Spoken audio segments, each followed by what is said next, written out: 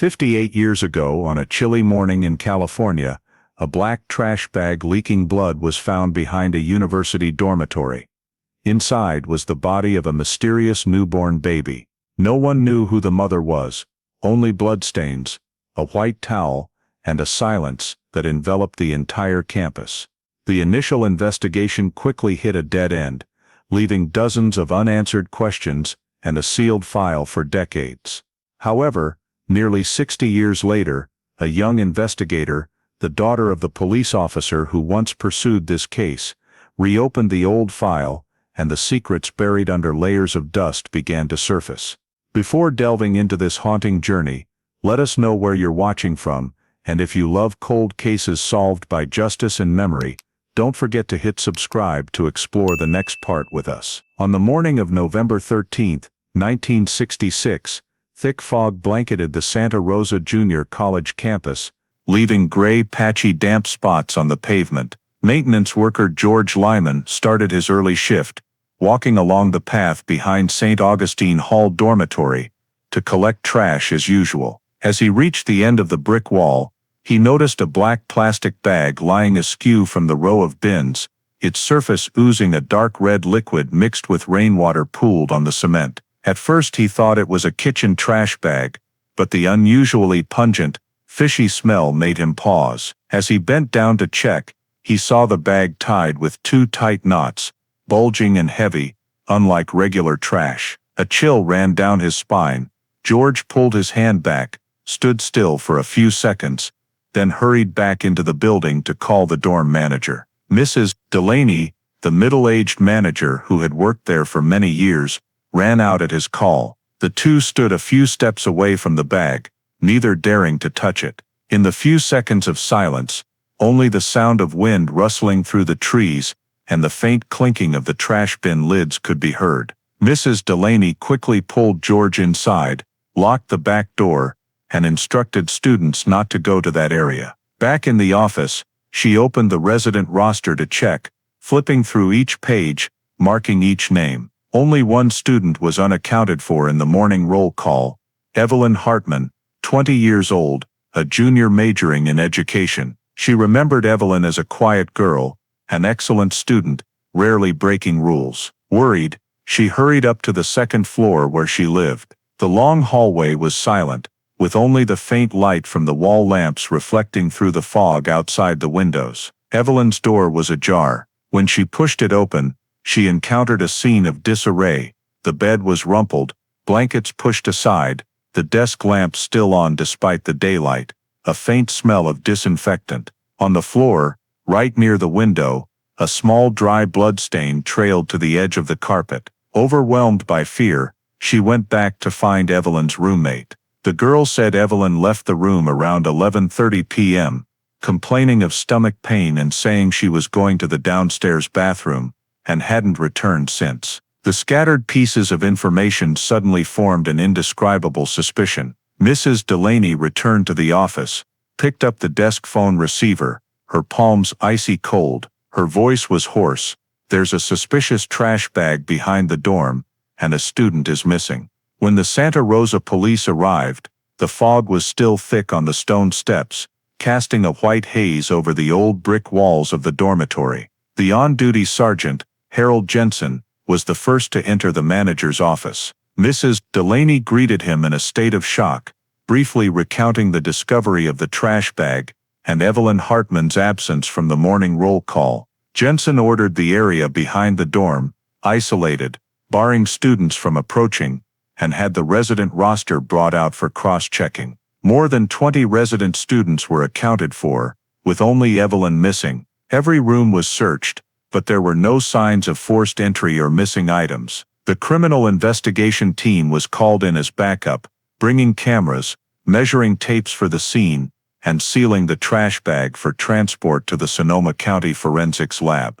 Meanwhile, young Officer Martin Evans was assigned to quickly interview Evelyn's roommate, Ruth Wallace, a sophomore majoring in biology. Ruth said that the previous evening, Evelyn had eaten dinner early and returned to the room before curfew. She looked tired and quiet, only mentioning a stomachache and wanting to go to bed early. Around 11:30, Ruth woke up to the sound of the door opening, and saw Evelyn in her robe, one hand on her stomach, the other steadying herself against the wall, whispering, "I'm just going to the bathroom for a bit." She walked slowly down the hallway, the dim yellow light casting long shadows on the floor. Ruth didn't think much of it, until she woke up that morning to find the other bed still empty. The police recorded Ruth's statement, and searched the downstairs bathroom. On the sink counter were a few dried water spots, a crumpled tissue, and traces of a light red liquid near the drain.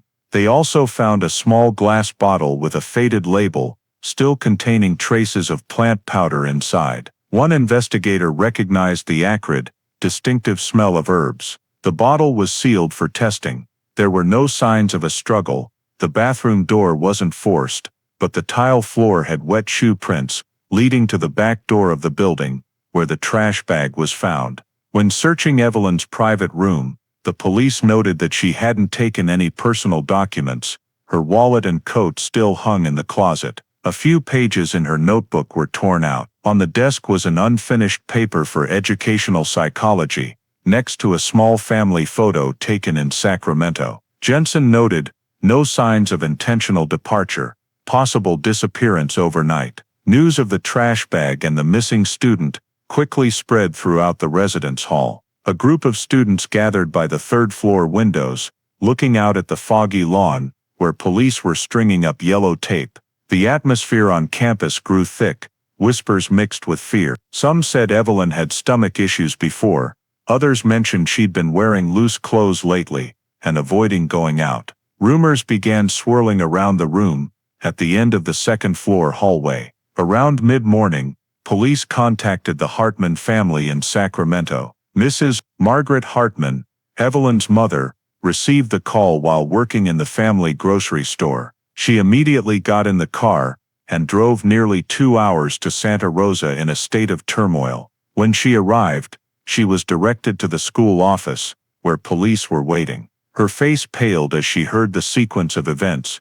Her daughter was missing, and at the same time, a suspicious trash bag had been found behind the dorm. She insisted Evelyn had no serious health issues, and had never mentioned being pregnant, or any personal troubles. While she was being questioned, another police team continued checking the surrounding area.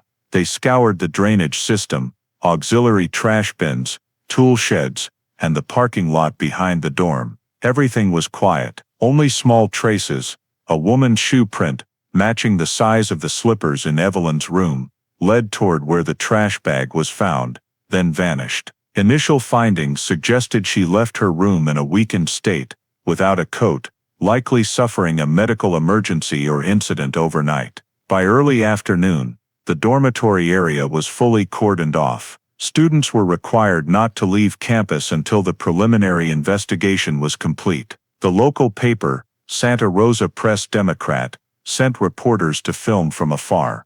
The afternoon breaking news headline was succinct: "College student missing, unidentified object found behind dormitory." At the police station office, Sergeant Jensen compiled the first report: a missing student, blood traces in the room, and an unidentified object in the trash bag. No evidence of foul play, but the chain of coincidences led him to request the scene be preserved until forensics conclusions. Before leaving the dorm, he looked back at the dark red building fading into the fog, lone lit windows amid the gray afternoon. Everything was still quiet, only the patter of starting rain on the tin roof. In the report, he noted the initial hypothesis, possibility of a medical accident or sudden birth in the dormitory. That same afternoon, as the rain had let up, the Santa Rosa Police Department's forensics team arrived at St. Augustine Hall to conduct a detailed scene examination.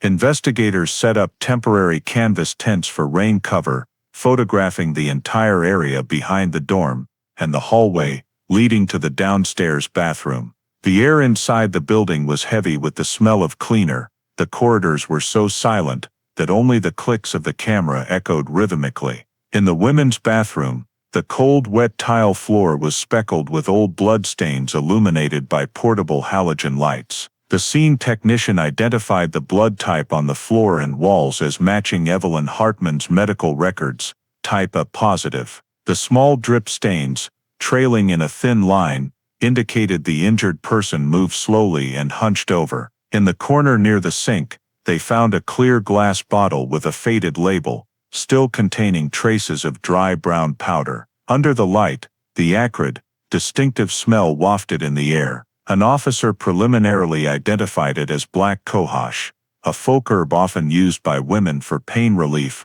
or to induce uterine contractions. The bottle was placed in a sealed evidence bag numbered 004. The ground floor back door, the emergency exit opening onto the lawn, where the trash bag was found, was still unlocked. Mud clung to the handle, and fresh shoe prints were imprinted on the tile floor. Measuring the distance between the prints and the trash bag, the technicians estimated the person carrying it moved only a few meters before returning to the building. The print size matched an average women's shoe, but next to it was a larger, deeper print, possibly from a man. 2 separate mud samples were collected for comparison. While the investigation team worked, Sergeant Harold Jensen coordinated with Sonoma County's medical examiner, Dr. Alan Pruitt, overseeing the collection and transport of evidence. The trash bag was wrapped in 2 layers of white cloth and placed in a sealed stainless steel container.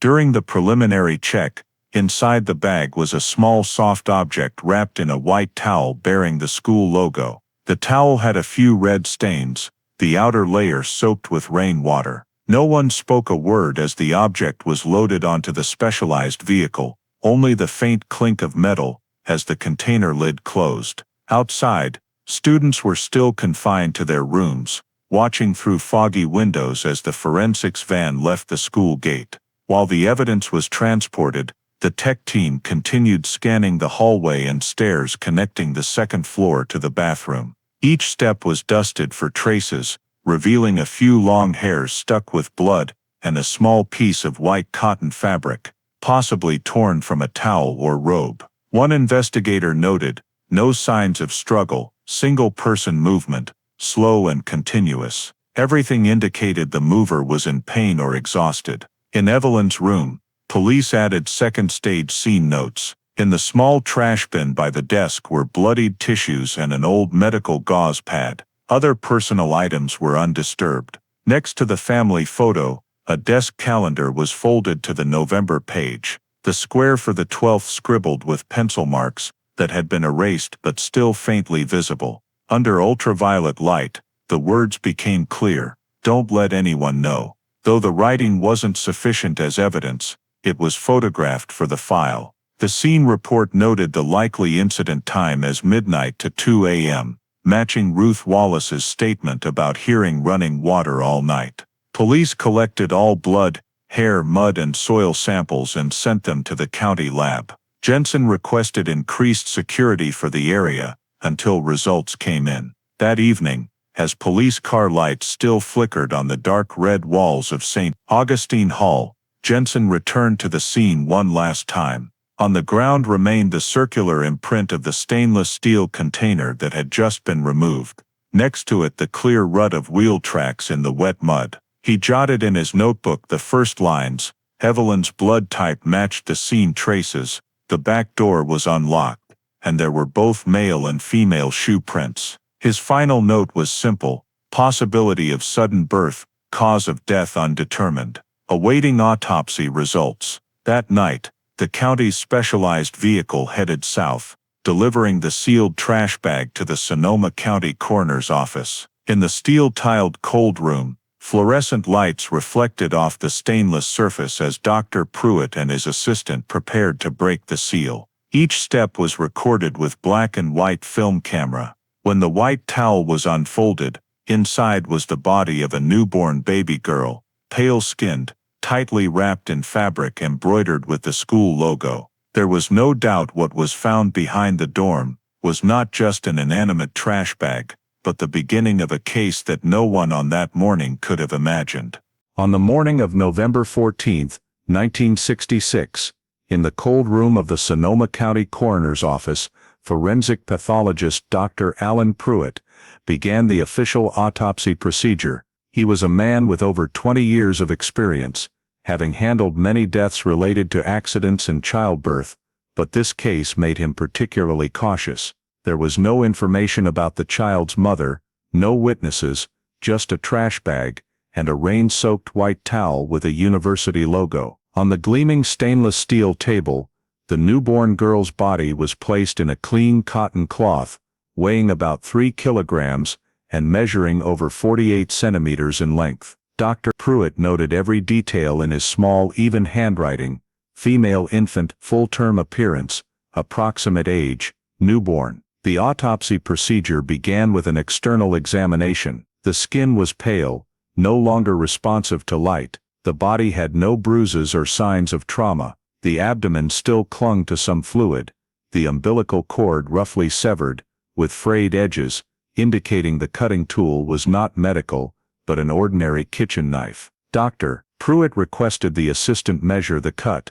The remaining umbilical cord length was about 7 centimeters, the end not tied off, and the tissue around the cut beginning to turn dark purple. This was a sign that the cord was cut immediately after birth, with no medical intervention to stop the bleeding. He wrote in the record, "Umbilical cord severed with kitchen blade, unligated." When opening the lung cavity, he noticed the lungs slightly inflated and pale pink in color. He performed the float test, placing a small piece of lung tissue in a basin of clean water. The lung fragment floated to the surface, proving the baby had breathed air after birth, meaning she had lived for a few minutes before death. This result ruled out the possibility of a stillborn, meaning this was a live birth, a real life that existed, albeit for a fleeting moment. The room fell silent as he nodded to confirm the result. Next he examined the nasal and oral areas, discovering faint bruises around the lip edges and the base of the nose.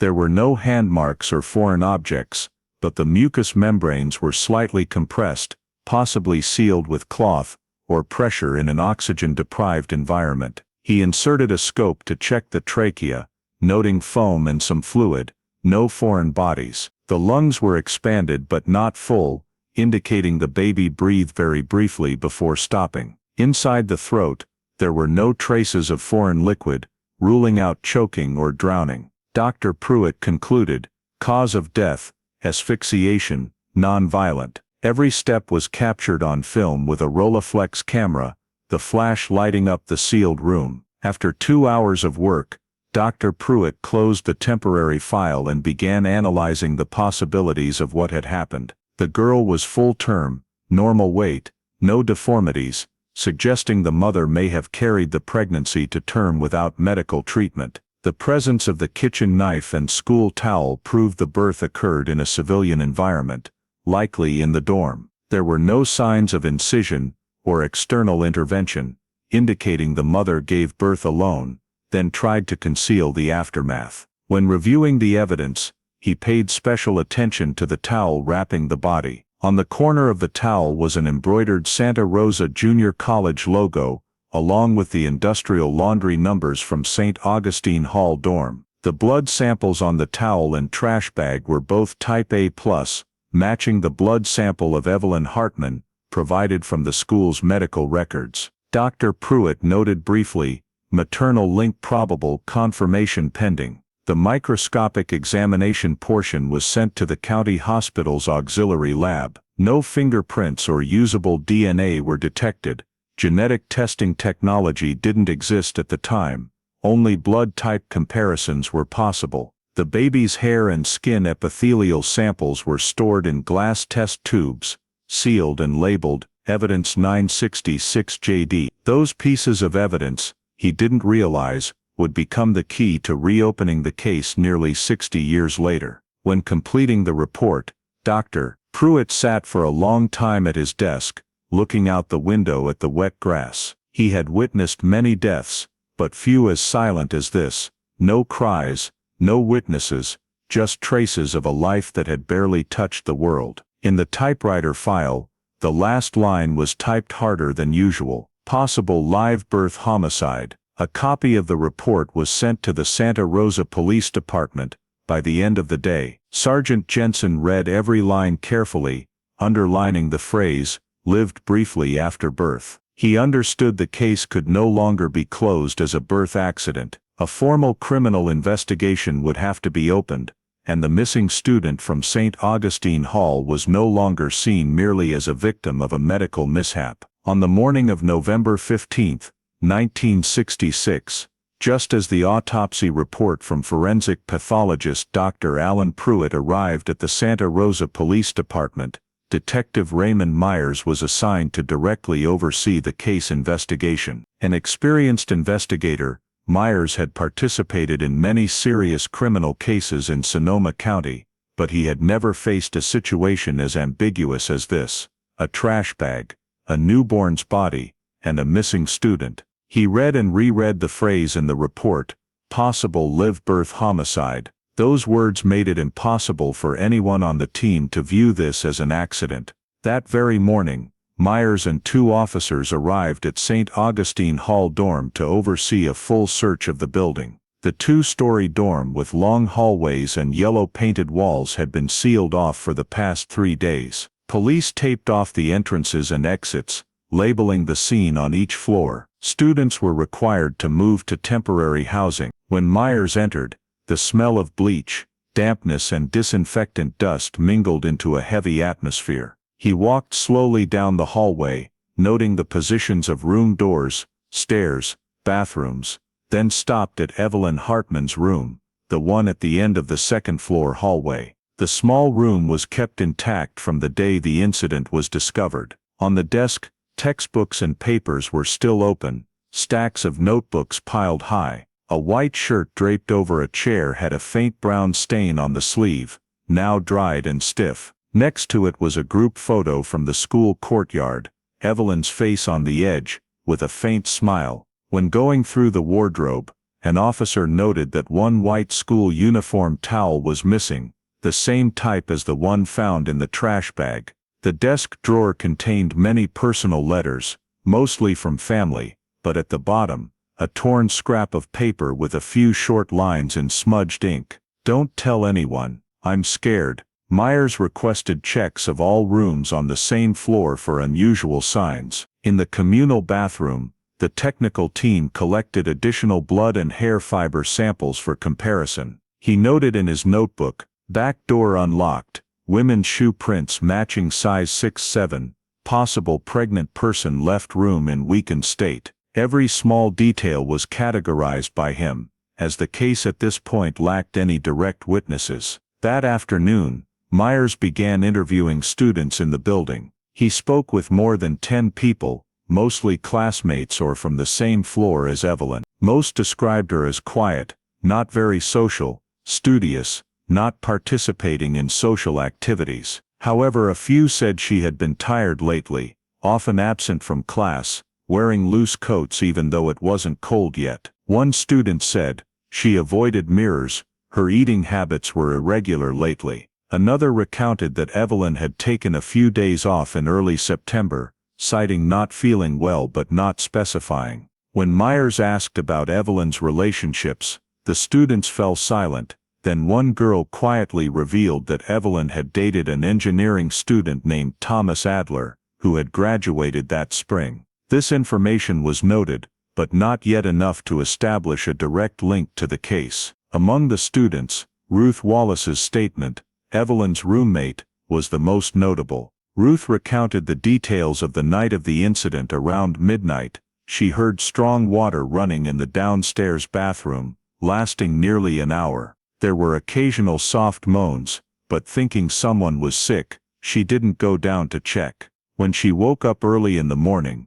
Evelyn's bed was still empty, the desk lamp still on. "I thought she went to the infirmary," Ruth said, "until I saw them sealing off the area behind the building. I didn't know something was wrong." Ruth's account made Myers contemplative. The moans and strong water running all night could align with the time of birth. That evening, Myers and the investigative team gathered at a temporary office on campus to compile results. All evidence, the brown-stained shirt, the missing uniform towel, blood traces, shoe prints, torn paper scrap, along with student statements, were arranged into a timeline. The forensic report from Dr. Pruitt had confirmed the girl lived a few minutes after birth. These elements, when pieced together, pointed to one hypothesis: Evelyn Hartman was pregnant unbeknownst to anyone, gave birth alone in the dorm bathroom, and somehow the baby died right after. However, Myers still lacked direct evidence that Evelyn was the mother.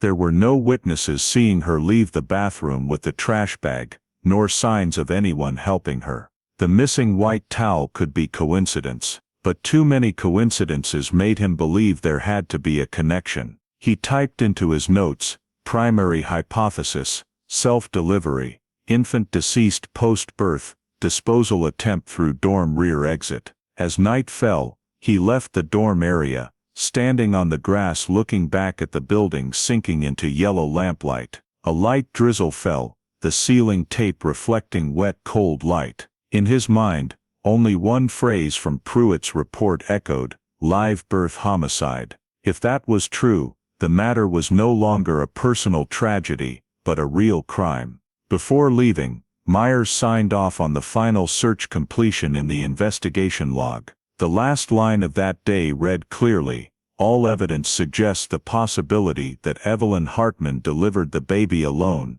then disposed of the body behind St. Augustine Hall. 2 days after the dorm search concluded, news from Santa Rosa Hospital completely changed the investigation. A female patient was brought to the emergency room in severe blood loss, her body exhausted. Records showed it was Evelyn Hartman, the student reported missing 3 days earlier. She had been found slumped over by a taxi driver at the central bus stop, clothes soiled, face panicked. Doctors diagnosed she had just given birth, and showed signs of postpartum hemorrhage. Detective Raymond Myers went straight to the hospital. When he entered the room, Evelyn lay motionless, skin pale, eyes sunken. He introduced himself, and asked gently, "Do you know why you're here?" Evelyn answered weakly that she fainted from stomach pain. Myers opened his notebook, asking if she had ever been pregnant. She shook her head, insisting on denial, saying she had only gained weight from stress. He mentioned the blood samples in the bathroom, and the black cohosh herb bottle found in her room. Evelyn replied softly, "I heard it helps with menstrual cramps." Her voice was almost gone. Myers placed crime scene photos on the bedside table: bloodstains, white towel, and sealed trash bag. The coroner confirmed the baby found behind the dorm lived a few minutes after birth. He said. Evelyn was silent for a very long time, then burst into tears. "I don't know anything. I didn't do anything." Seeing she was too weak, Myers paused the questioning, but stationed police outside the room door. That afternoon, the formal interrogation took place. Present were Myers, a female officer, and a stenographer. Evelyn recounted, on the night of November 12th, she had severe stomach pain, thought it was appendicitis, so went down to the bathroom. After that she didn't remember anything, only waking up covered in blood. "I think I gave birth to something," she said, eyes fixed on the floor. "It wasn't breathing. I panicked. I fainted." Myers asked, "Did you put it in the bag, Evelyn?" She shook her head, voice hoarse. "I don't remember. I only woke up when everything was over." When asked if anyone knew or helped, she replied firmly, "No one." The interrogation lasted 2 hours. She stuck to her statement that she didn't know she was pregnant, claiming only slight weight gain. The treating doctor confirmed clear postpartum signs, but her weak health prevented blood sampling yet. Myers noted in the report, subject denies pregnancy. Evidence suggests recent childbirth, possible concealment due to fear or shock. The next day, coroner Dr. Alan Pruitt came to the hospital to confer. He spoke privately with Myers. "No doubt, she's the mother. The signs are still very clear, but there's no way to prove it scientifically at this point. DNA technology didn't exist, so everything stopped at inference based on blood type and circumstances." That afternoon, Myers returned to see Evelyn one last time. He showed her the autopsy report, pointing to the line "infant lived briefly after birth." "Evelyn, he said. "Do you understand what this means?" She trembled. "I didn't mean to. I was just scared.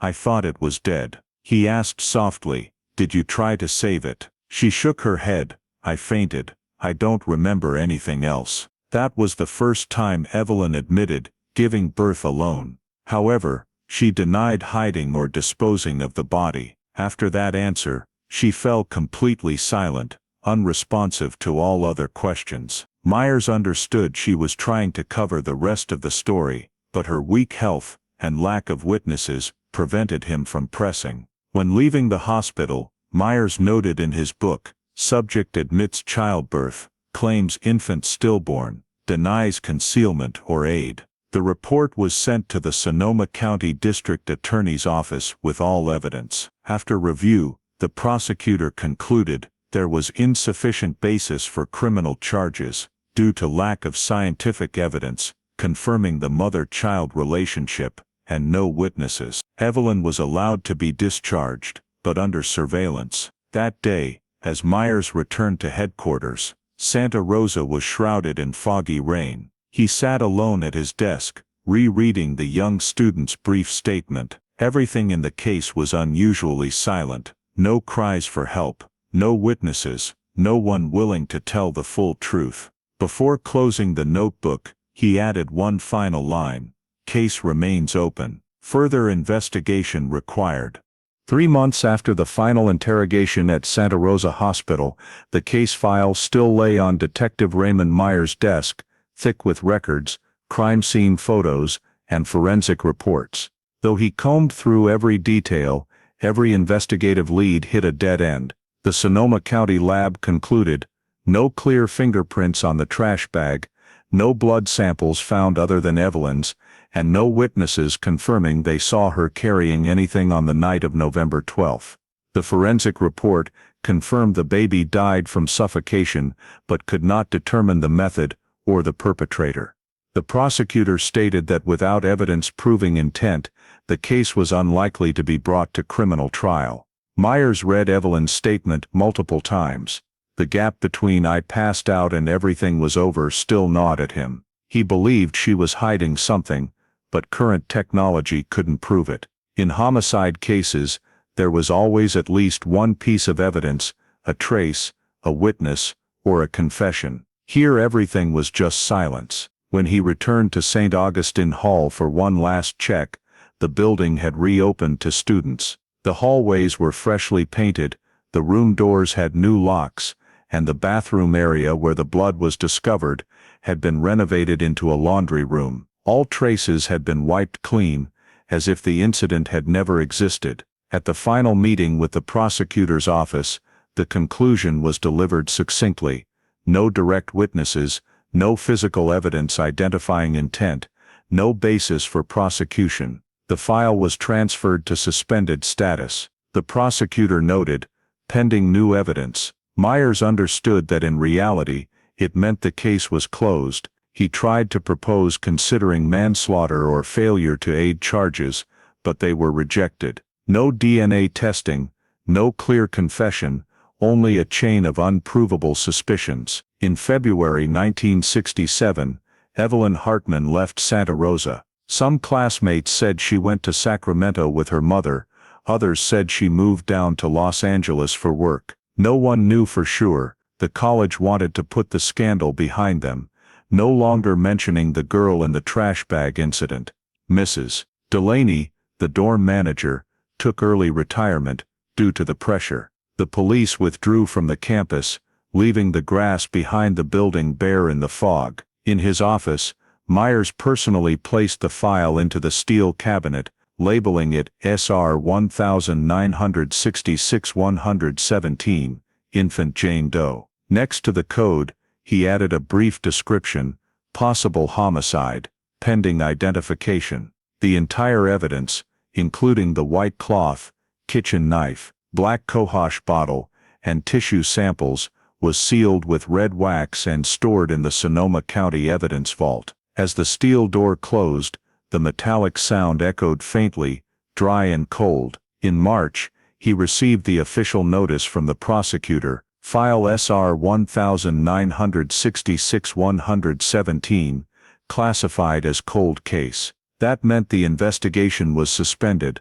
to be reopened only with new evidence. Those words closed a heavy season of investigation. Myers sat silently at his desk, looking through the fogged window, wondering if that young student ever felt any guilt. Time passed, and Santa Rosa returned to its peaceful rhythm. New students enrolled, the dorm was renovated, no one remembered the nameless baby anymore. In the local paper's racks, the last small news item about the case only stated, "Investigation suspended pending further evidence." After that, the case name disappeared from the headlines. Myers wrote the final line in his work log: "No witnesses, no confession, no closure." Case remained silent. He closed the notebook, stubbed out his cigarette, and stood up. Outside, a drizzle covered the police headquarters roof with a thin layer of mist. Inside the evidence vault, the steel box marked SR 1966-117 lay silent in the dark corner, the beginning of a cold case that would sleep for decades. From 1967, after the infant Jane Doe case was classified as a cold case, the file marked SR 1966-117 was placed in the Santa Rosa Police Department's archives. The small room, with concrete walls and dusty iron shelves, held hundreds of unsolved cases. The steel box with the red wax-sealed label lay still on the third shelf. No one mentioned it anymore. Occasionally, a new archivist would glance at the faded writing on the lid. Possible homicide, pending identification. Then, like all the other files, it gradually faded from everyone's memory. 2 years later, Detective Raymond Myers was promoted to lieutenant. He continued his career, but the case of the young student and the nameless baby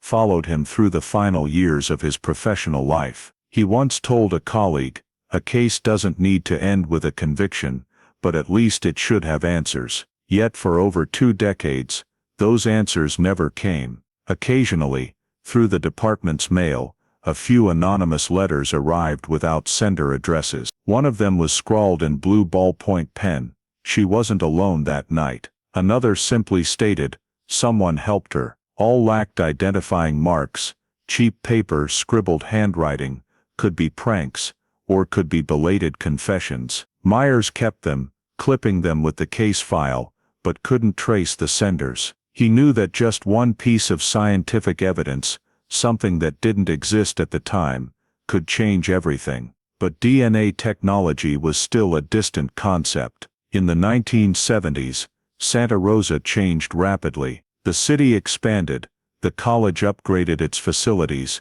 and St. Augustine Hall dorm was completely renovated. The downstairs bathroom, once the crime scene, turned into a communal laundry room, with new tiled walls.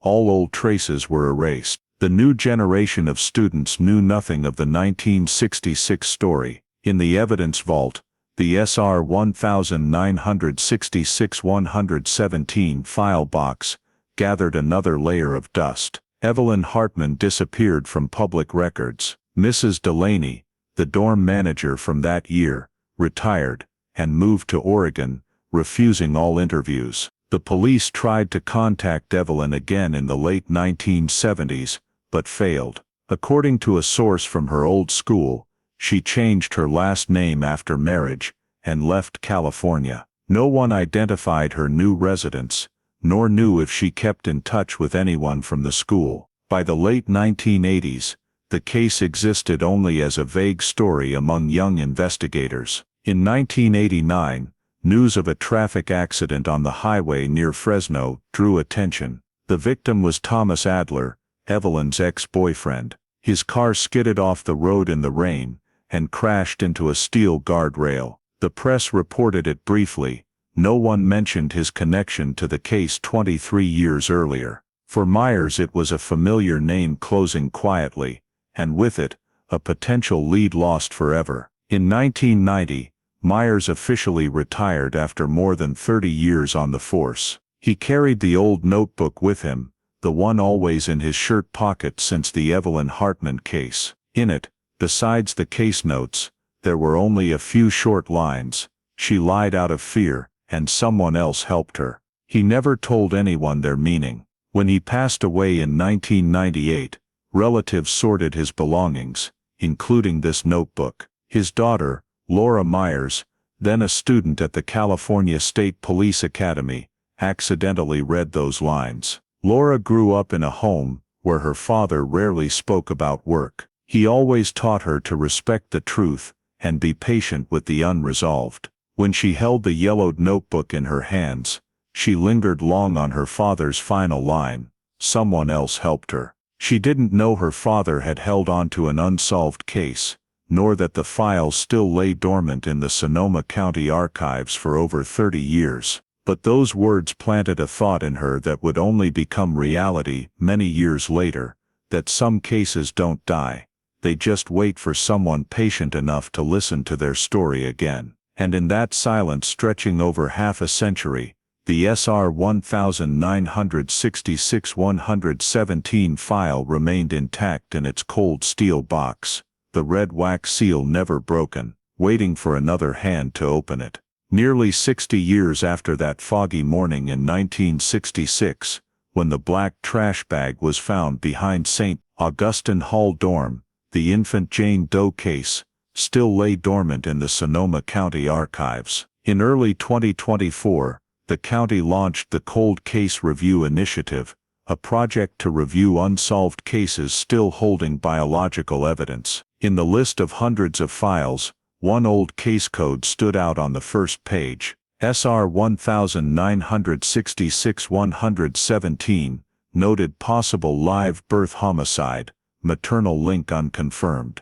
When she read that code, Detective Laura Myers, of the Sonoma Police Department's Cold Case Unit, immediately recognized it. She was the daughter of Raymond Myers, the lead investigator on the case that year. In her father's old notebook, she had once seen the shaky ink line, "Someone else helped her." Her father had passed in 1998, but Laura knew this was the case that haunted him for the rest of his life. She submitted a request to reopen the file. After approval, an archivist opened the old evidence vault. The small steel box was dust-covered, the red wax intact, the M stamp, Raymond Myers' initials, still clear. As the wax was peeled away, the presumed lost evidence emerged inside a folded black trash bag, a white cloth with the school logo, a kitchen knife with a dull blade, and 2 glass vials of tissue samples in formalin solution. All labels were handwritten, the ink faded. Laura put on gloves and examined each item. On an old paper envelope was her father's handwriting, possible maternal blood, Hartman. She knew he had suspected the baby was Evelyn Hartman's biological child, but in 1966, science couldn't prove it. Now with next-generation DNA sequencing technology, even a small sample could confirm the blood relation. The samples were transferred to the Sacramento DNA laboratory under cold chain protocol. A lung tissue sample from the infant and a fluid sample collected from the bathroom floor were selected for analysis. While awaiting results, Laura read the entire old file. Each page was a slice of the past statements, crime scene photos, Dr. Pruitt's forensic report. The line "lungs slightly inflated, infant lived briefly after birth," made her pause for a long time. For 60 years, that truth had gone unanswered. 3 weeks later, the Sacramento lab sent a notice of preliminary results with evidentiary value. Laura went to pick them up in person. In the meeting room, Dr. Amelia Ruiz, a genetics expert, presented. "We isolated a complete DNA sequence from the lung tissue sample. When compared to the blood sample stored in the 1966 Santa Rosa Junior College medical records, the match is 99.998%. The infant was Evelyn Hartman's biological child." Laura sat silently, just staring at the result sheet in front of her. Her father had been right. After nearly 60 years, the mother-child link was finally confirmed by science. The report also noted traces of a second DNA profile, male, on the white cloth and trash bag samples, currently being cross-referenced with the national database. Laura immediately requested expanded analysis. That evening, she went home and opened her father's notebook again. The handwriting was faint,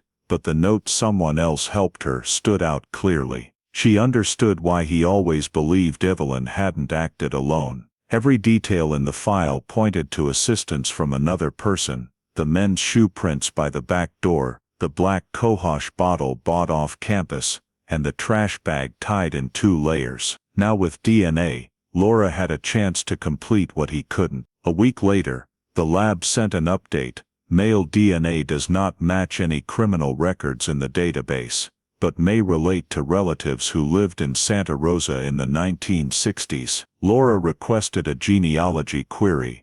Genetic genealogy, the method that had cracked many cold cases in the U.S. While waiting for the genealogy analysis, she visited the Santa Rosa Junior College campus. St. Augustine Hall had been renovated, walls painted white, no old traces left. She stood on the grass behind the building, where her father had once directed the crime scene lockdown. In the cold wind, she thought of the nameless child and the woman who had carried that secret her whole life. That afternoon, back at the office, Laura wrote the final line in the reopening log. Case SR 1966-117, officially reopened under Cold Case Review Initiative, 2024. Primary DNA results confirm infant maternal link. Evelyn Hartman. On her computer screen, a black and white photo from the 1966 crime scene appeared: the black trash bag,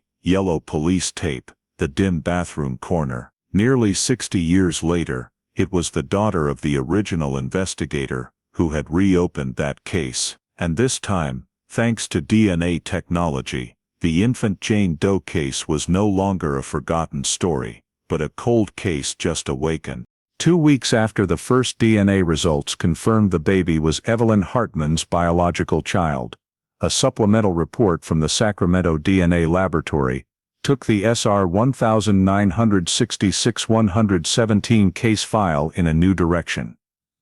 In the results, Dr. Amelia Ruiz noted, additional male DNA detected on exterior of plastic bag and fabric sample. A male DNA trace, evidence that had never been detected throughout nearly 60 years. Detective Laura Myers immediately went to the laboratory. Dr. Ruiz explained that they had used low copy number DNA extraction technique to separate the gene sequence from an extremely small amount of skin cells stuck on the plastic bag. The obtained DNA sequence was complete, but it did not match any California state criminal profiles. However, she said, it is sufficient to proceed with genealogical analysis. Laura sent a request for genealogical match comparison to the national database. 3 days later, preliminary results appeared. The male DNA sequence was closely related to the Adler family, a familiar surname in the Fresno area. She recognized the name immediately. Thomas Adler, Evelyn's ex-boyfriend, had been mentioned in the 1966 file, but upon closer comparison, the results showed that the DNA sample did not belong to Thomas, but to David Adler, his twin brother. Laura reopened the old personnel records from Santa Rosa Junior College. In the list of temporary employees, there was the name David Adler, 22 years old, position night security assistant, working the night shift 10 p.m., 4 a.m., October to December 1966. The night shift log for November 12, the time of the incident, bore David's own signature. All the facts matched. Evelyn left the room at 11:30 p.m. The sound of running water lasted more than an hour, and male shoe prints appeared near the back door where the trash bag was found. Laura continued searching civil records. The Kern County database indicated that David Adler had died in 1992 in a work accident at a machine shop in Bakersfield. He had lived single, with no criminal record. The DNA trace left on the trash bag became the only evidence linking him to the case. In the report sent to the district attorney's office, Laura wrote, male DNA recovered from evidence bag matches genealogical profile of David Adler, deceased 1992. Employment record confirms he was on duty at the dormitory on the night of November 12, 1966. This line officially opened a new line of investigation, evidence showing that Evelyn was not alone that night. That evening, Laura sat silently in her office, looking at the old photo of her father, Raymond Myers, who had once written in his notebook, "Someone else helped her." He had sensed this only through intuition, while she had science to prove it. The next day, Laura returned to the university library to check old documents. In a 1966 issue of the Santa Rosa Press-Democrat, she found a small article, "Campus Night Guard David Adler, commended for diligence during night shift." A short sentence, but it confirmed his presence at the dorm on the exact night of the incident. She imagined the quiet hallway, the echoing sound of water in the bathroom, the young guard on patrol, and then something happened that caused him to intervene, possibly helping Evelyn dispose of the body. Laura reconstructed the case timeline. 11:30 p.m., Evelyn left the room. Around midnight, continuous running water sound. Near 1 a.m. male shoe prints appeared at the back door. 4 a.m., David signed off the shift. Every timestamp matched in a terrifying way. In a short meeting at the district attorney's office, the experts agreed that although David Adler was deceased, his DNA evidence still held legal value. If alive, he would be a suspect in aiding the concealment of the body. The chief prosecutor concluded, "From this evidence, it can be affirmed that at least two people knew exactly what happened that night, Evelyn Hartman and David Adler."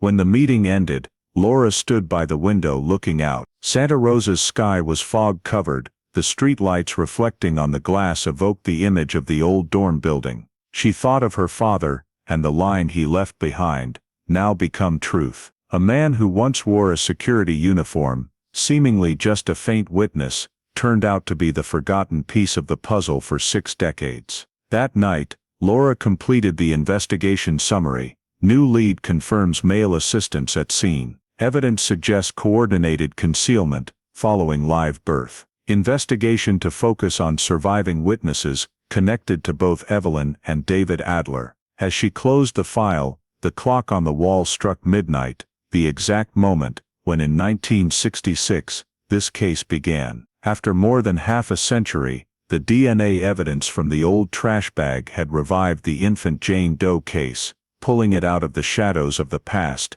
and into the light of modern investigation. After discovering the DNA match with David Adler, Detective Laura Myers knew she needed a living witness to confirm the story. From the 1966 resident list, only one person remained, who had lived on the second floor of St. Augustine Hall dorm, Ruth Wallace, Evelyn Hartman's roommate. All the others had either died or left the state. The old address file showed that Ruth now lived in Eugene, Oregon, where she ran a small flower shop. One June morning, Laura drove more than 8 hours from Santa Rosa to Eugene. The flower shop was in a quiet residential area, with a small sign reading Wallace's Garden. When Laura introduced herself and the reason for her visit, the elderly woman's face changed immediately. Ruth Wallace, now over 70, with silver hair, had cautious eyes, but still carried the fear of the college student from back then. The two sat in the corner of the shop,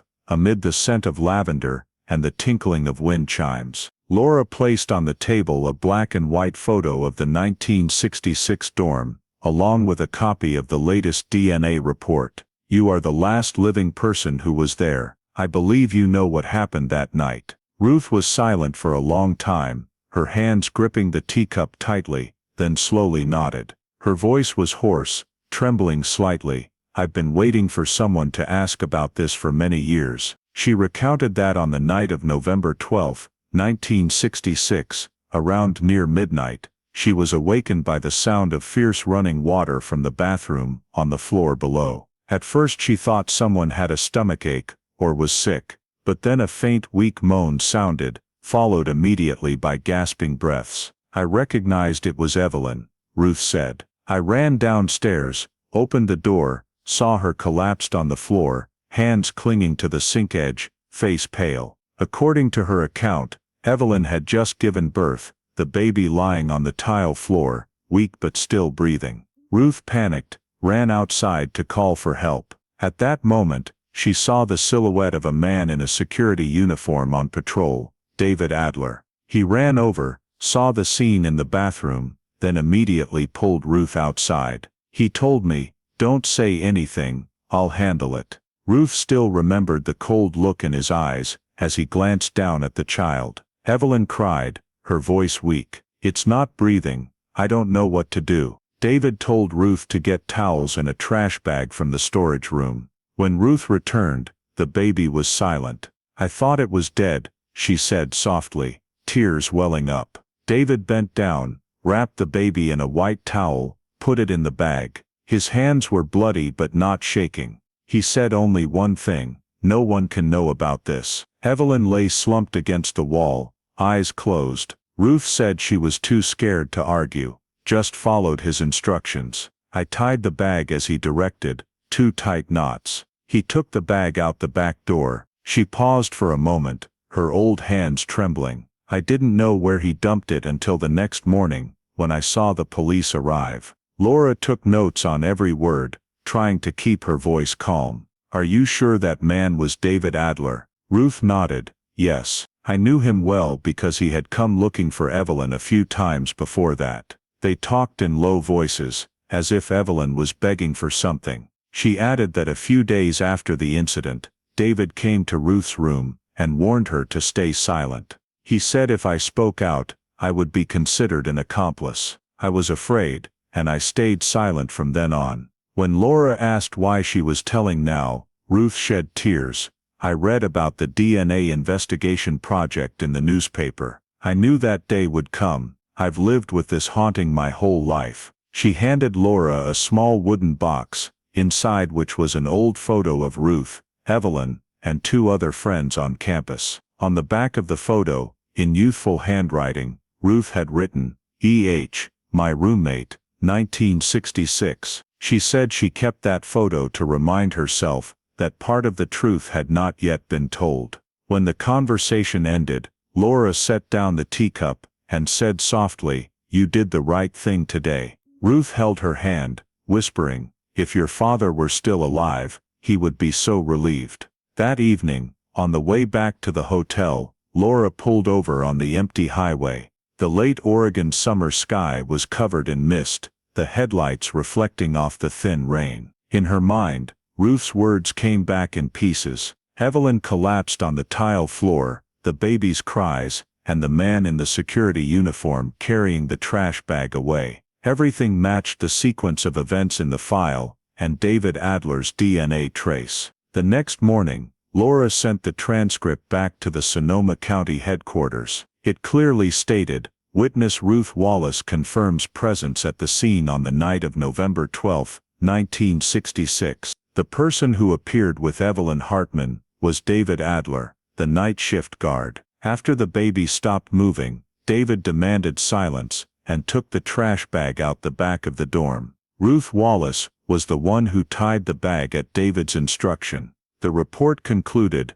"Testimony corroborates DNA findings. Evidence now indicates joint concealment by Evelyn Hartman and David Adler." The infant Jane Doe case was no longer a story of a frightened mother, but an act involving at least 2 people, one of whom was still alive. 3 weeks after Ruth Wallace's testimony, the Sonoma County District Attorney's Office approved the request to reconstruct the SR 1966-117 crime scene, using 3D forensic technology. Detective Laura Myers coordinated with the Sacramento Forensic Unit's technical team to recreate the night of November 12, 1966, the night the baby was born and abandoned, behind St. Augustine Hall dorm. All the drawings, crime scene photos, dorm blueprints, and witness statements were digitized. The St. Augustine Hall building is now an administrative area,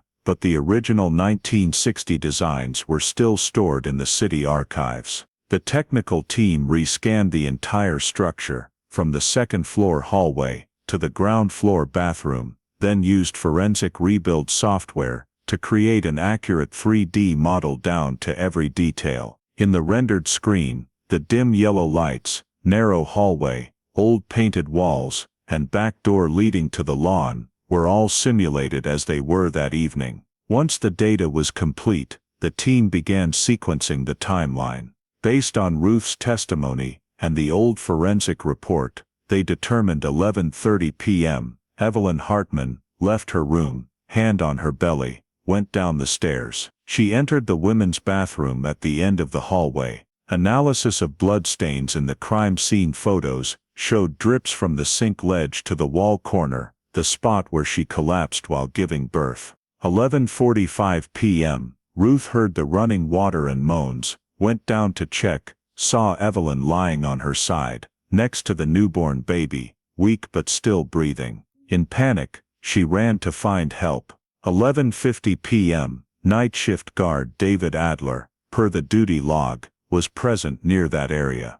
The size 10 male shoe prints recorded at the back door in 1966 matched the size of college security staff shoes from that era. When entering the bathroom, David saw the exhausted Evelyn, Ruth trembling and huddled against the wall. The baby moved faintly. According to the 3D simulation, the sound of water from the sink faucet drowned out all other noises, so no one in the dorm heard. Around 11:55 p.m., David checked the baby, concluded, "It's not breathing." He told Ruth to get a trash bag and white towels from the storage room. When she returned, the baby was silent. David wrapped the towel around the child, put it in the bag, told Ruth to tie it tight with 2 knots, then carried it out the back door. The movement path was over 20 meters, taking less than a minute. The mud stains under the shoes matched the old crime scene photos, proving he really went out behind the building. The forensic team confirmed the baby was still alive for at least 7 minutes after birth. Using oxygen isotope analysis technique, they detected oxygen traces in the lung tissue, proving the baby had breathed. Dr. Amelia Ruiz explained, "It cannot be a stillbirth. The oxygen exchange process occurs only when the child is alive." This result completely refuted Evelyn's statement, "I thought it was already dead." The baby was still breathing when placed in the bag. Based on the data, the investigative team divided the incident sequence into 4 clear phases. 11:45 p.m. Evelyn gave birth alone in the bathroom, without medical assistance. 11:50 p.m. Ruth discovered, ran to find help. 12:05 a.m. David arrived, confirmed the baby is dead, ordered silence. Around 12:10 a.m., the trash bag was taken out behind the building, placed under the brick wall, where police found it the next morning. The 3D model projected all their movements in the confined space, dim lighting, and trickling water sounds, showing every action took place in less than 30 minutes. Ruth stood near the door, Evelyn sat against the wall, David knelt by the trash bag.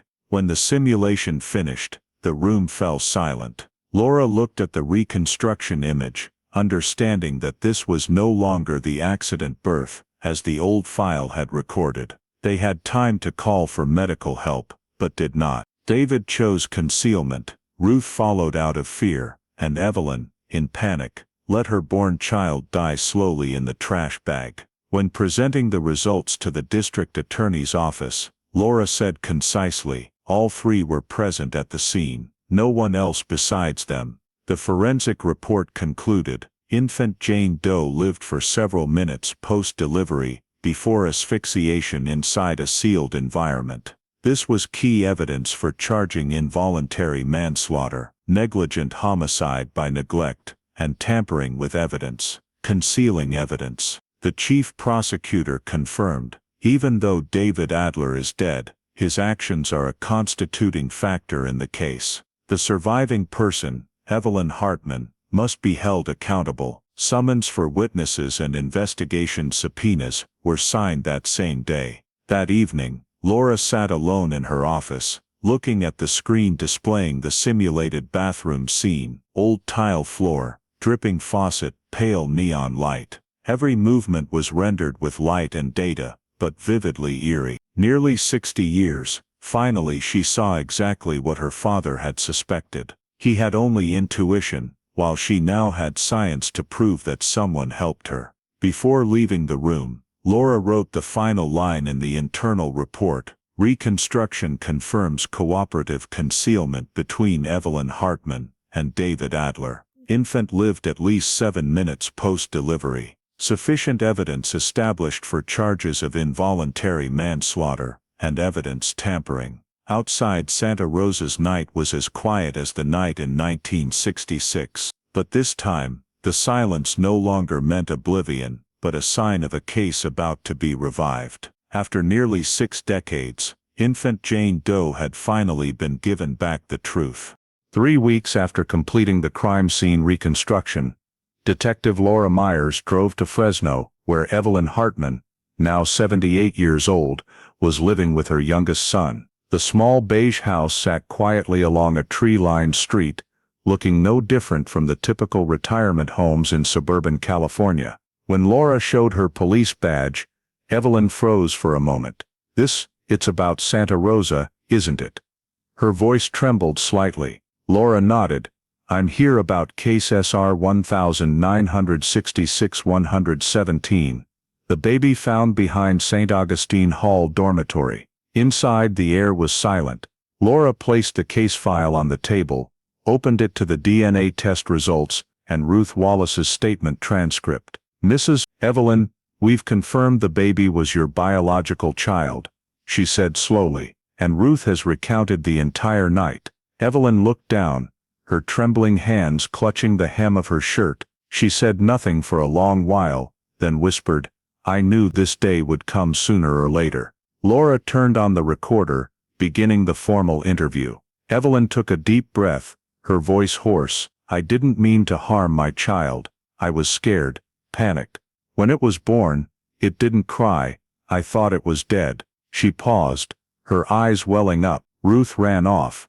Then David, the security guard, arrived. He said let him handle it, said the baby had stopped breathing. I just nodded. I was too weak. Laura asked, are you sure the baby wasn't moving anymore? Evelyn hesitated. I remember, a faint breath, but I thought I imagined it.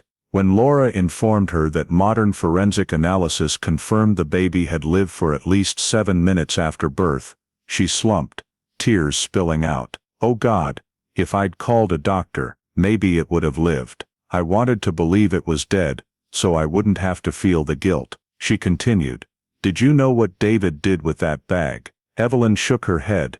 He took it away, told me to stay silent. I didn't ask. I just wanted everything to disappear. The next day when she woke up, she heard the police had cordoned off the dorm area, knowing it was too late. Why have you never spoken up? Laura asked. Evelyn stared into the distance. I tried to live as if it never happened, but no night have I slept peacefully. I hear a baby's cry in my dreams for over half a century. Laura closed the file, her tone stern. Mrs. Evelyn, we have to file an official statement. Your account matches the evidence and witness testimony. The prosecutor will review filing charges. Evelyn nodded, tears streaming down. I understand. I've carried this guilt for so long. The interrogation lasted nearly 2 hours. Evelyn recounted the details, the sudden pain, Ruth running off, David appearing, and the black trash bag tied tightly. He was very calm. I just remember lying there watching, then passing out. When reading back the statement, she signed with a trembling hand, the ink smudging on the paper. Before leaving, Evelyn said softly, I once thought I'd escaped, but I was just living in a different prison of memories. Laura stepped outside, the Fresno sun harsh like fire, wind blowing through the dry grapevines. In the rearview mirror, she saw Evelyn sitting on the porch, hands clasped together, watching the car drive away. She felt no victory, only the heavy weight of a case where justice arrived too late. That evening, back in Santa Rosa, Laura submitted the full statement, recording, and original signature to the prosecutor's office. The report concluded, Evelyn Hartman admits childbirth at dormitory, acknowledges failure to seek help, consistent with witness and forensic findings. After 58 years, the woman who had stayed silent for a lifetime finally confirmed what Laura's father had once suspected. That night, the baby hadn't died at birth, but had simply been left to die in silence. On the morning of May 15, 2024, the quiet Fresno suburb was jolted awake by the sound of police cars pulling up in front of the small beige house. Two Fresno Police Department officers stepped out with investigator Laura Myers, carrying an arrest warrant, signed by the Sonoma County Court just 1 day prior. The warrant stated, "Arrest warrant, Evelyn Hartman Adler, charges involuntary manslaughter and evidence tampering, case SR 1966-107." In the early morning sunlight, Evelyn opened the door, wearing a thin sweater, her face strangely serene. When Laura read the arrest warrant, she nodded slightly, without resistance. "I knew you'd come back," she said softly, her voice hoarse but resolute. "I've lived with this too long." Laura read her Miranda rights, then escorted her to the car with the two officers. Neighbors peered out windows in shock, stunned to see the woman they'd known for years handcuffed and led away in silence. The news spread within hours. Local stations and California newspapers ran the headline in bold, "Cold case solved after 58 years. Arrest made in 1966 Santa Rosa infant death." Reporters gathered outside Fresno Police Headquarters, where Laura held a brief press conference. She spoke concisely, "Today we close a case that my father and generations of investigators pursued. Thanks to scientific advances and the courage of witnesses, justice has finally been served." The press quickly recapped the case details. The newborn found in a trash bag behind St. Augustine Hall dorm in 1966, the investigation stalled for decades, and the uncanny coincidence that the original detective's daughter cracked it. Many papers called it a symbol of perseverance in justice. That afternoon, Evelyn Hartman Adler, 78, was taken to Fresno County Jail, awaiting transfer to Sonoma. Images of her in the back of the police car, silver hair slightly tousled in the wind, quickly aired statewide. In the San Francisco Chronicle's broadcast, a short but haunting description read, "The woman who stayed silent for half a century now faces the truth she buried." At the Sonoma County District Attorney's Office, DA Michael Tran held a separate press conference, confirming case SR 1966-117 had sufficient grounds for criminal prosecution. He stated, "Based on DNA evidence, witness testimony, and crime scene reconstruction results, we have sufficient elements to charge Evelyn Hartman Adler with involuntary manslaughter and evidence tampering." Although the act occurred in 1966, California law allows prosecution if new evidence is discovered. He also emphasized that this case was not just a late verdict, but proof of the power of truth. In the report to the prosecutor, Laura recommended immunity for Ruth Wallace, who had fully cooperated and was the sole surviving witness. The DA's office approved, noting witness Wallace granted full immunity in exchange for truthful testimony. When informed, Ruth said simply, "I don't need forgiveness, I just wanted to tell what was true." That same day, the case file was publicly released. Old 1966 photos, police beside the black trash bag, St. Augustine Hall shrouded in fog, typewritten forensic reports, spread across media platforms. Many elderly Santa Rosans recalled the news from back then, when papers vaguely called the case Infant Jane Doe Mystery. That evening, local TV news aired a short interview with Laura at police headquarters. She said, "There's no victory in a case like this. Every step forward unearths another tragedy. But that baby deserved a name, and the truth deserved to be told." The next day, Evelyn was transferred to Sonoma County Jail, where she was allowed to meet her appointed attorney. In her first statement, she reaffirmed her full confession to Fresno police. "I didn't intend to kill my child, but I let it die. I've never forgiven myself." Online forums buzzed with divided opinions. Some called arresting a 78-year-old woman cruel, while others dubbed it justice delayed but certain. A viral social media post read, "Justice has no expiration date." Truth outlives time. Justice has no statute of limitations, and truth never dies. For Detective Laura Myers, that day wasn't an end but the start of the hardest part, the trial. In her end-of-day internal report, she wrote, "On May 15, 2024, after 58 years, Evelyn Hartman Adler was arrested for the death of her newborn daughter. Case SR 1966-117 is officially reclassified from cold case to active prosecution." As she left headquarters, Laura paused to gaze at the red sunset over the western mountains. The wind carried a faint scent of lavender, the same aroma her father once described during the first investigation night. 60 years later, what he'd left in that old notebook, "Someone else helped her," had finally led to this moment. The infant Jane Doe case was officially declared cold case solved, 58 years later. In July 2024, 2 months after Evelyn Hartman Adler's arrest, Case SR 1966-117 officially entered the prosecution preparation phase. The Sonoma County DA's office formed a task force of prosecutors, forensic experts, and investigators to review all evidence, from the 1966 typewritten documents to cutting-edge DNA data.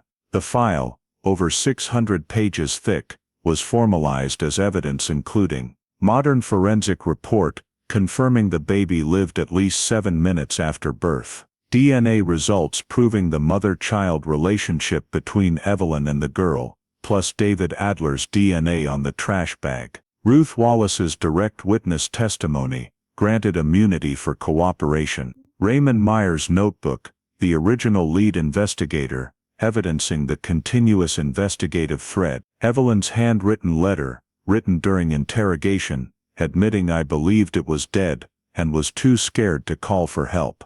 Lead prosecutor Michael Tran asserted in the indictment, defendant Evelyn Hartman Adler, through her actions and silence, left a living newborn unattended without seeking medical aid, resulting in death. This constitutes involuntary manslaughter and evidence tampering. He emphasized that although 1966 society was harsh on unmarried pregnant women, Evelyn had opportunities to seek help but chose concealment.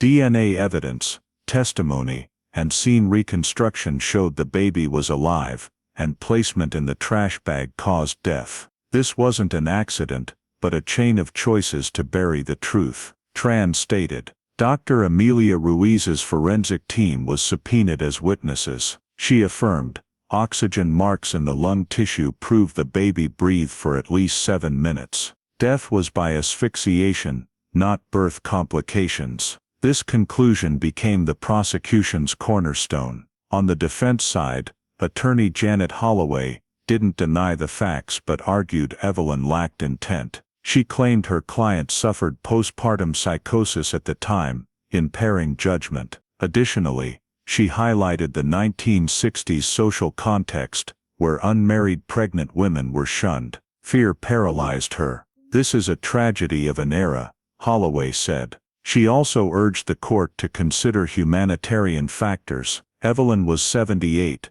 frail, with heart disease, and mild kidney failure. She's no longer a threat to society. Justice can be served without cruel punishment. Meanwhile, the prosecution countered, time cannot erase consequences. They planned to call Ruth Wallace as the key witness, along with 2 forensic experts, and a psychologist rebutting the lack of awareness claim.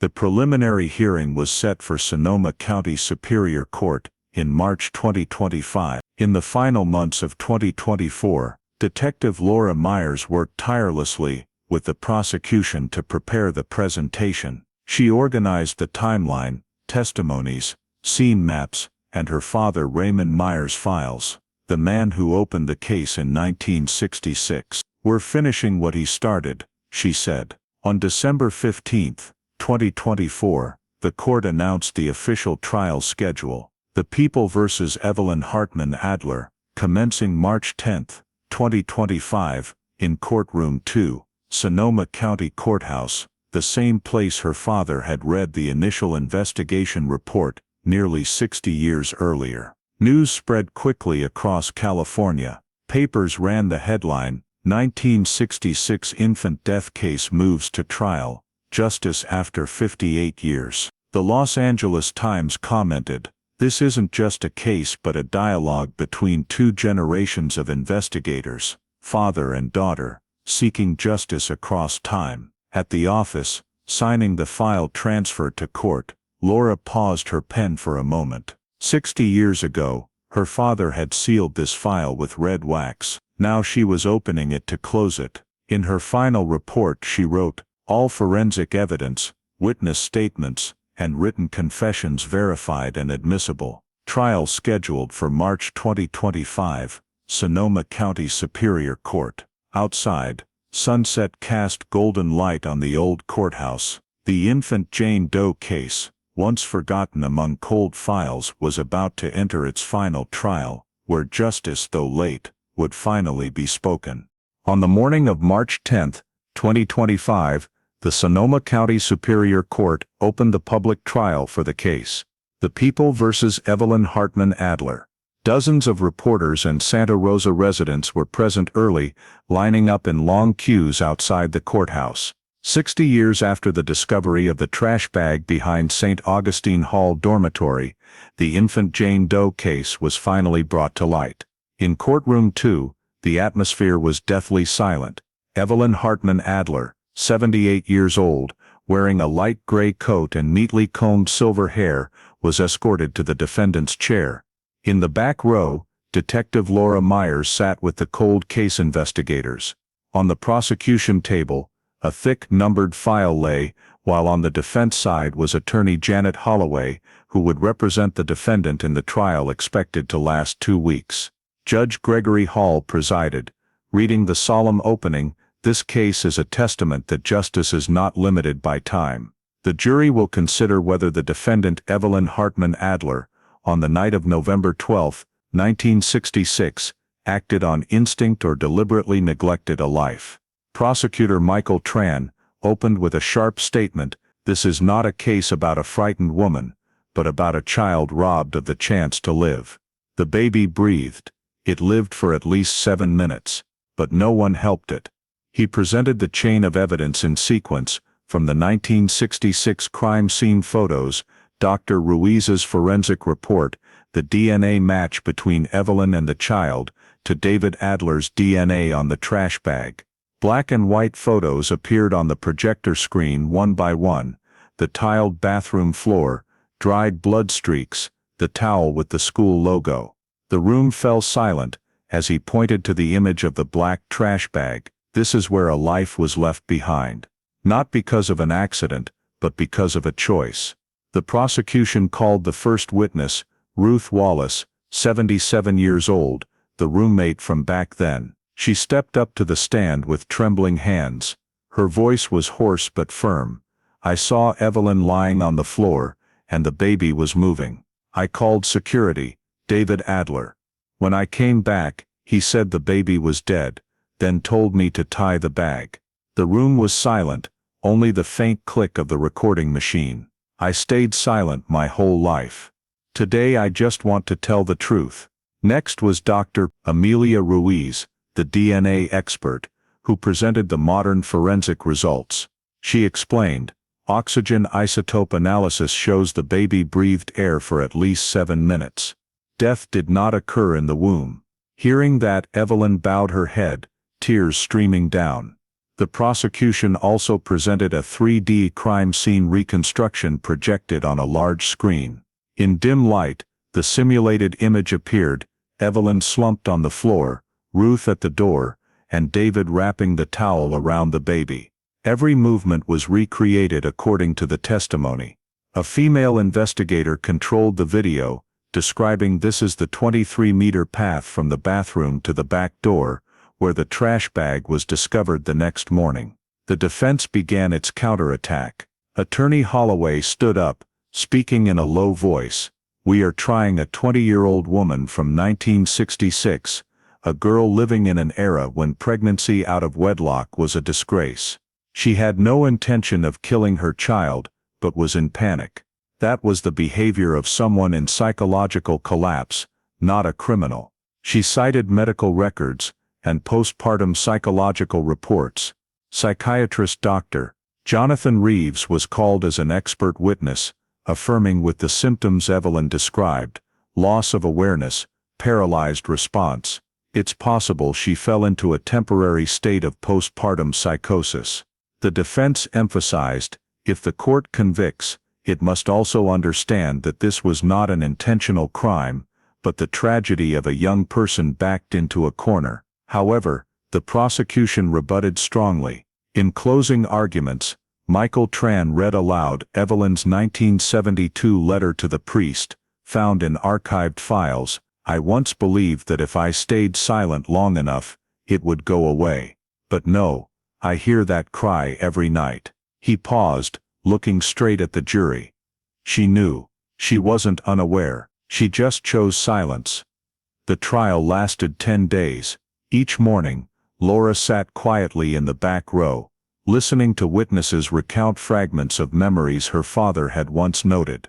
When the attorney read the name Detective Raymond Myers, the judge allowed the playback of a 1967 recording of his voice, from an internal investigation meeting. His voice echoed deep and hoarse. I believe someone else helped her. One day, technology will prove it. The courtroom fell utterly silent. Laura clenched her fists, her eyes blurring. On March 19, both sides completed their arguments. The prosecution ended with 58 years cannot erase the 7 minutes the child was alive, and in those 7 minutes, no one did anything. The defense replied, justice is not just punishment, it must also understand human fear. The jury deliberated for nearly 8 hours. When they returned, the air was thick. The court clerk stood to read the verdict. On count 1, involuntary manslaughter, we find the defendant guilty. On count 2, tampering with evidence, we find the defendant guilty. Evelyn bowed her head slightly, showing no reaction. A tear fell onto the wooden table. In the back row, Laura watched the scene, feeling both heavy and relieved. She knew her father, wherever he was watching in silence.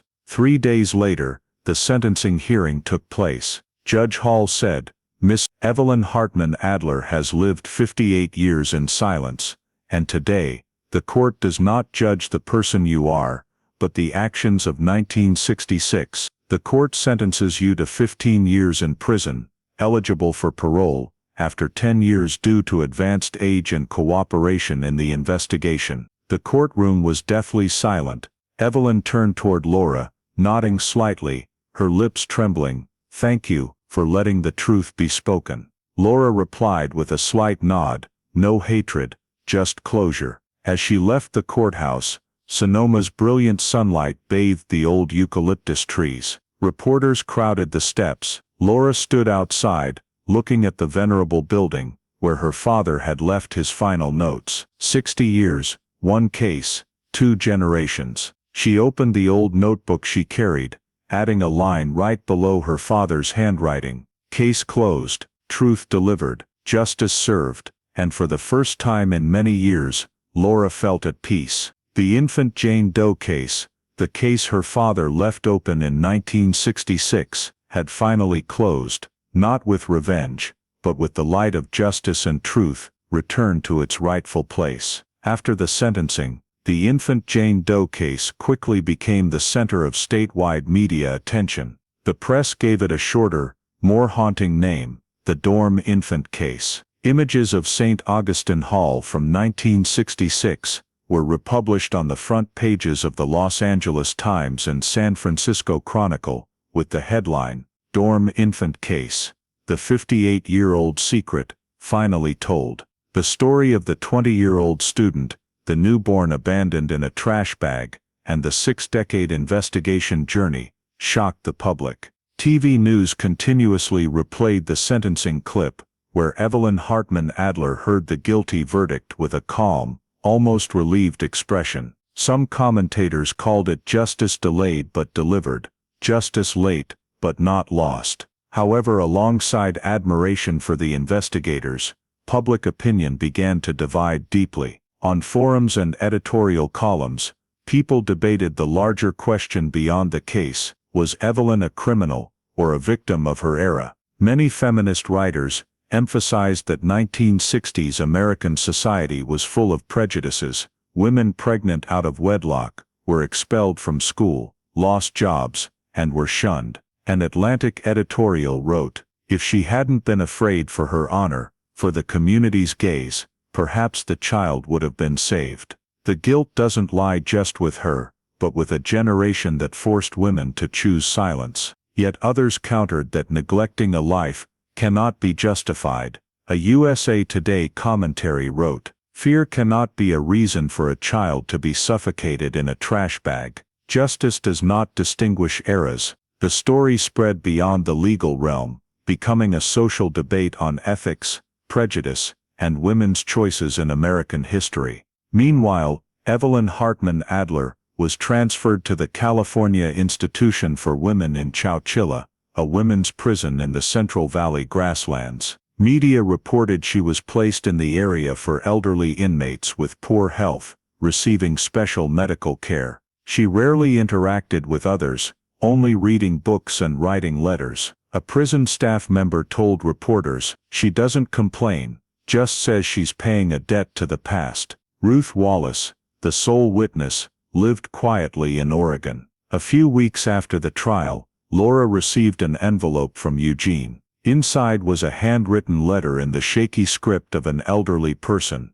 Ruth wrote, "Dear Laura, I followed the trial on TV. When I heard the verdict, I didn't know whether to cry or breathe a sigh of relief. For many years, I've lived in guilt, and now, finally, the truth has been spoken. I still remember Evelyn's eyes that night, exhausted, desperate, and afraid. I don't forgive myself for staying silent too long. Staying silent too long killed the truth. Thank you to you and your father, though he's gone, for not giving up on this case.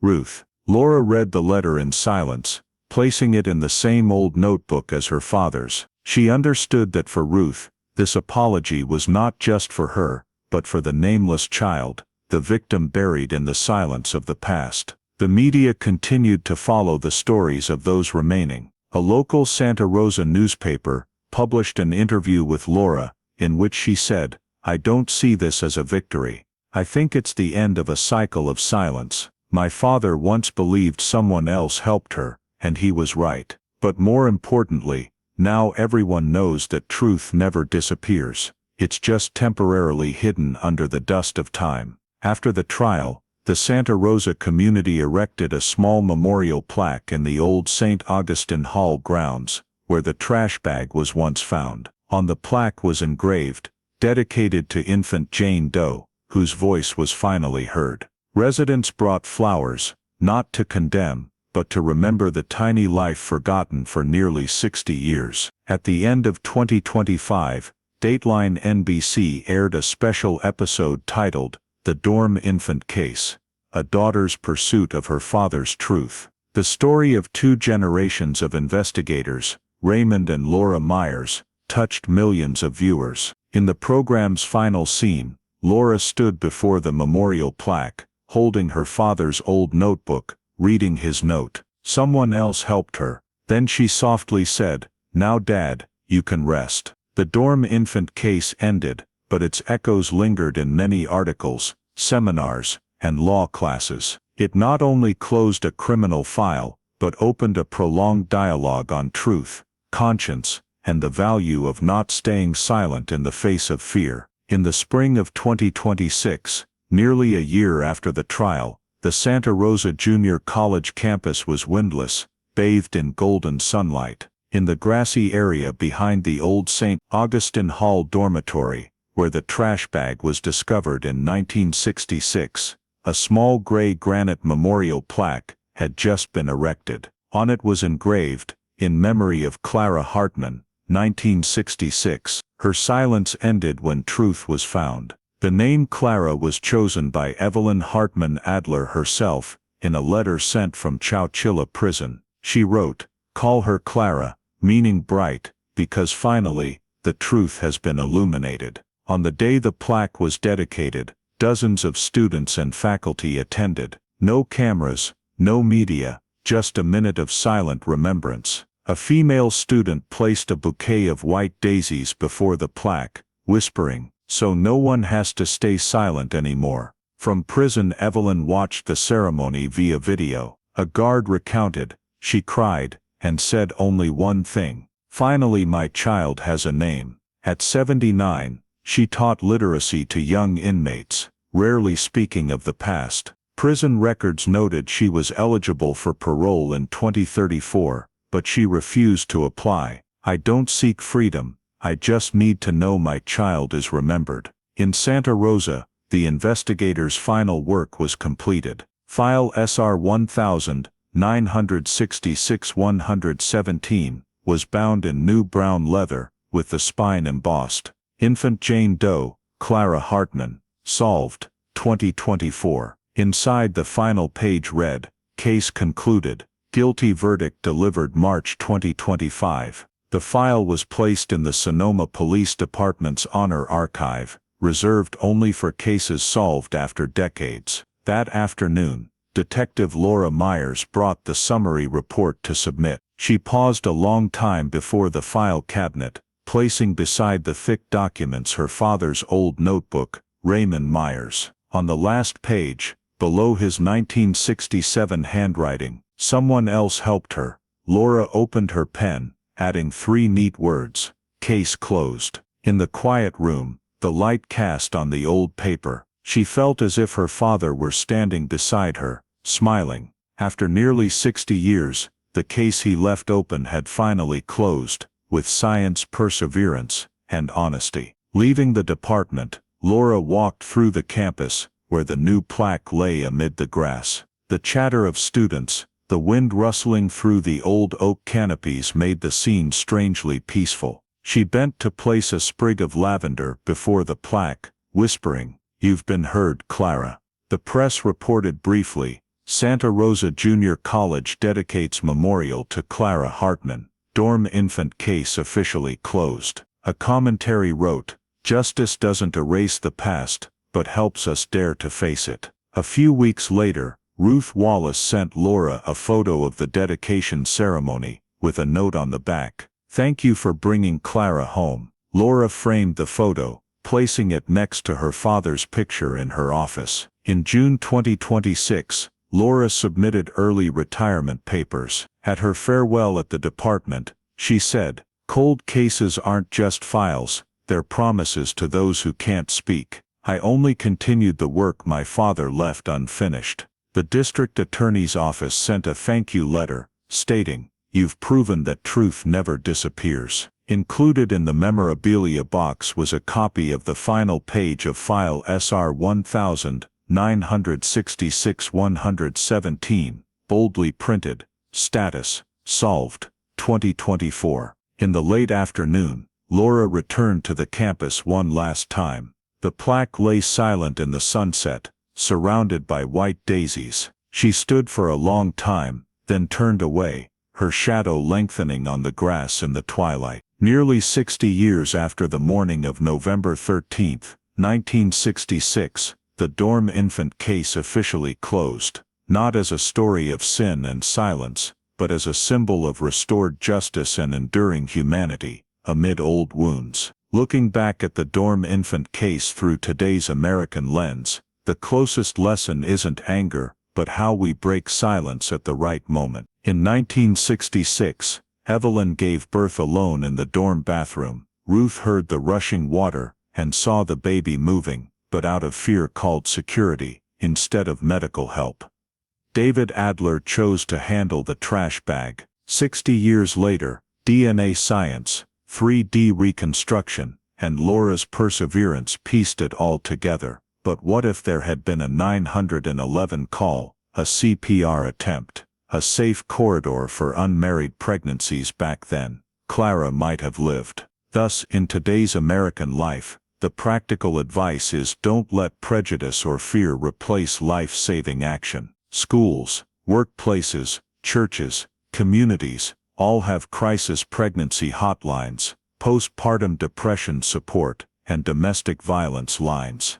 proactively save emergency numbers, know medical room locations, and encourage friends to seek help early. If you're today's Ruth, hearing a cry for help, seeing someone breaking down, call emergency services immediately, stay at the scene, provide honest information, don't tie the bag like Ruth did at David's request. If you're Evelyn in panic, remember you're not alone. Laws, medical services and support networks today are far better than in 1966. Reaching out to a doctor, counselor, or crisis center is courageous, not shameful. And if you're Laura seeking truth, be patient with evidence, but firm against lies. Truth may sleep, but it rises when called by its right name. Finally, the plaque Clara Hartman, her silence ended when truth was found, reminds us prolonged silence can kill truth. Speaking out in time can save a life. Thank you for following the story to the end,